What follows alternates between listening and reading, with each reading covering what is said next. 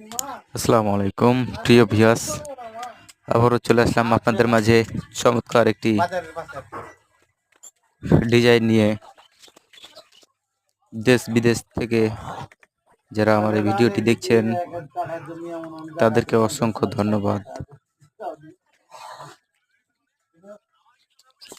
এই ধরনের কাজগুলা যারা করাতে চাচ্ছেন